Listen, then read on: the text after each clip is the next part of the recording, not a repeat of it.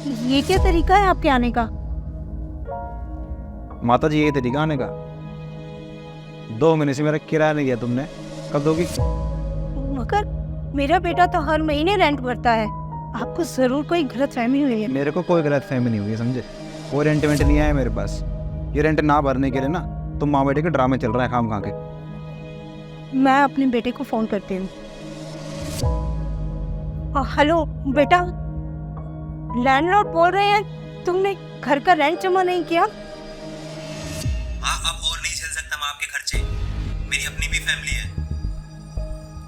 बेटा मैं तो कुछ कमाती भी नहीं हूँ, मैं कैसे ये सब मैनेज करूँगी? कैसे भी करूं मुझे नहीं पता, बस आगे से मेरे को कॉल मत करना। बेटा है, हेलो। हो गई तसल्ली है? देखो अब ऐसा है, अगर कल शाम तक मुझे मेरा 2 महीने का किराया नहीं मिला, बाहर कर दूंगा उठा करके, समझी?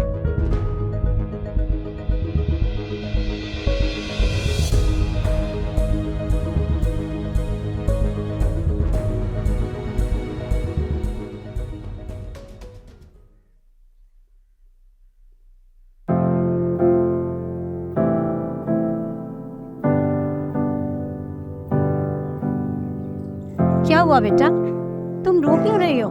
सब ठीक है ना? कुछ नहीं आंटी। अरे बेटा, मैं तुम्हारी माँ की उम्र की हूँ, मुझे बताओ क्या बात है?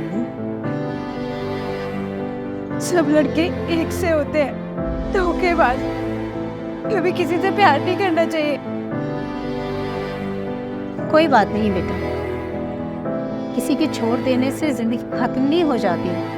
तुम इतने काबिल बनो कि तुम्हें किसी के सहारे की जरूरत ही ना पड़े। और फिर तुम तो एक पढ़ी लिखी एजुकेटेड लड़की हो, तुम क्यों परेशान हो रही हो एक लड़के के चले जाने से? उसने तुम्हें धोखा दिया है ना, कल को उसके साथ भी यही होगा। भगवान सबको उसके कर्मों का फल देता है। सही कह रही हैं आप आंटी। और आपने मुझे कितने प्यार से ट्रीट किया, बिल्कुल अपने बच्चे की तरह। मुझे मेरी माँ की याद दिला दी आपने। मैं तो इस शहर में बिल्कुल अनजान हूँ। आज अगर आपसे नहीं मिलती तो पता नहीं मैं क्या कदम उठा लेती। कोई बात नहीं बेटा, जिंदगी में ये सब चलता रहता है ना? थैंक यू आंटी, आपसे बात करके बहुत अच्छा लगा। ठीक है बेटा, अपना ध्यान रखना।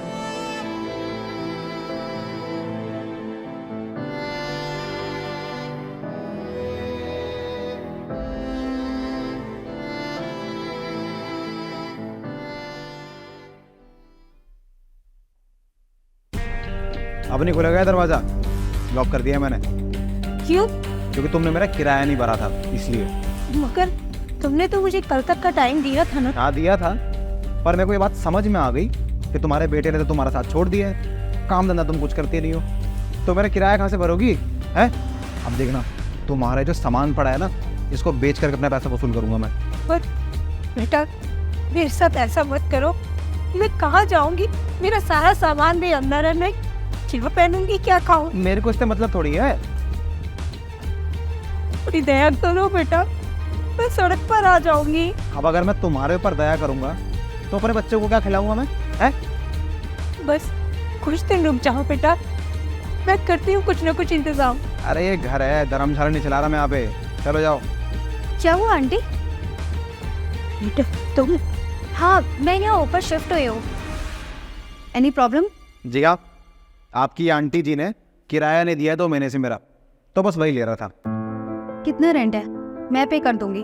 पर बेटा आप बताइए, अब तक का कितना रेंट हुआ है, और आगे का भी जितना होगा ना, मैं उसका ध्यान रखूंगी।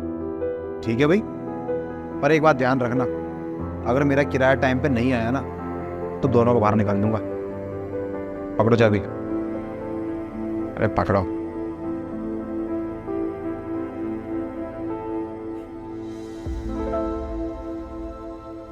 बेटा तुम ये सब क्यों कर रहे हो? आंटी, आपने मुझे समझाया कि लाइफ में आगे बढ़ना कितना इम्पोर्टेंट है। अगर आप मुझे नहीं मिलती तो पता नहीं मेरा क्या होता। मैंने सुना आपके बेटे ने भी आपका साथ छोड़ दिया। हाँ, क्या बताऊं, अपनी ही औलाद को मैं बोझ लगने लगी थी। आंटी आप रोइए मत। मैं एक एनजीओ में काम करती हूँ जो आप जैसी बेसहारा औरतों को बहुत सपोर्ट करते हैं। मैं उनसे बात करूँगी आपकी जॉब के लिए, जिससे आपका रेंट का और खाने पीने का खर्चा मैनेज कर सकोगे आप। मगर तुम मेरे लिए ऐसा क्यों कर रहे हो? आंटी आपने मेरे लिए इतना सब कुछ किया, ना जान ना पहचान, फिर भी आपने मुझे कितना कंफर्ट किया, तो मैं आपके लिए इतना तो कर सकती हूँ ना। बहुत बहुत धन्यवाद बेटा। कोई बात नहीं आंटी,